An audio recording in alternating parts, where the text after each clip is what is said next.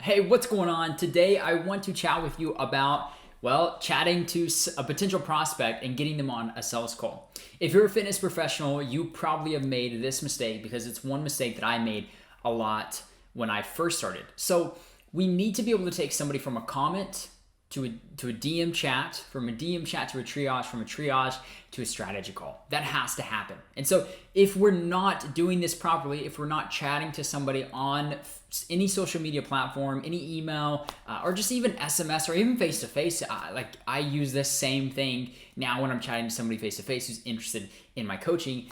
We need to be able to do this so we can fill up our pipeline, be in control of our sales for the week, because if we're not, we're only relying on people who are referred or inbound, and we would need to be able to chat comfortably with anybody so we can be in control of our market and we can actually reach and seek out or hunt people that we want to work with. So one of the things that is going to come from this is obviously more sales, more people in your pipeline. And I want to cover a few things that are going to really help you as you chat to people in your DMs or wherever it may be. Okay. So the first thing that we need to understand and that we need to overcome is going to be being comfortable with your triage and with what you do. A lot of times I see some of the conversations that fitness professionals are having and we're going through them and I'm like, okay, you asked them this and then you didn't try to get them straight into a sales call. Why? And a lot of times they'll beat around the bush, but in reality, they're just uncomfortable or they don't believe, they're not convicted enough in what they're doing or in what they're selling or in their ability to help that person. So you need to be convicted throughout the whole sales process or you're not going to push as hard because you're not going to think that that is truly what's going to help that person. Okay, so number one is getting comfortable with the process and being convicted of the process. Number two is you do not help them in the DM flows, okay? You do not tell them how to do anything. You can tell them what they need to be doing. You need to be in a calorie deficit, right? If you want to lose weight. But like, you don't need to be telling them how. Hey, multiply your body weight by blah, blah, blah, blah, blah. They're just going to say, okay, thanks, bye.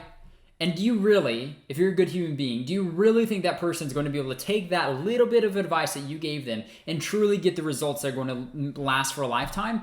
I promise you no, or like 1% will be able to. We need to tell them, here's what you need to be doing. And if you want to figure out how to do that, you need to jump on a call with me. If you want to figure out how to fix that pain, jump on a call with me. I can help you.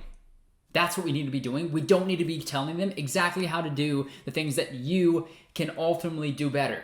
All right. And then finally, I want to go through just 3 things that you need to be asking. Okay. Number 1, what's your biggest struggle? I've seen other people say, like, what are your 3 biggest struggles? What's your biggest challenge? You can say something like that. But you need to figure out what they feel like is their biggest struggle when it comes to reaching their health and fitness goals. Okay. The second question that you need to be asking is, what are you currently doing to help with this? Right? They'll say some type of diet, nutrition, blah, blah, blah, blah. Great. Okay. And then finally, the last thing you ask is, what are your goals? Like, what are you ultimately wanting to achieve? And I've seen a lot of people, and I do it myself, I give myself a timeline because, well, just quite frankly, I like doing it so I can dive deeper into it on the triage. But really, it's like, hey, what are the goals that you're wanting to achieve in the next 6 to 12 months? Right? So we're asking them what are their goals. We're letting them speak about it. And then we say, hey, I would love to actually get to help you with this. Would you want to jump on a call with me? We can chat about it, right? So then we're selling them to get on a call with us, right? All we're doing in this process is selling them for the next step. So on the DMs, you're selling them the first call. On the first call, you're trying to sell them to get on the second call. And on the second call, you're trying to sell them to get into the program. And hopefully, when they're in the program, you're constantly selling them to stay in the program because you have to, okay? All right, sweet. So that's what you need to be doing when you're taking somebody from a DM to a triage call to get on a strategy call.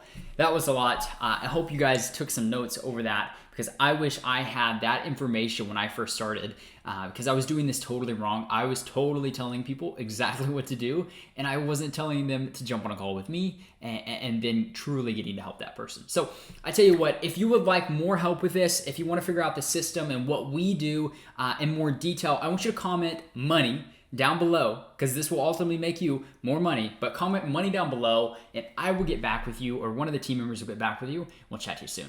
Peace.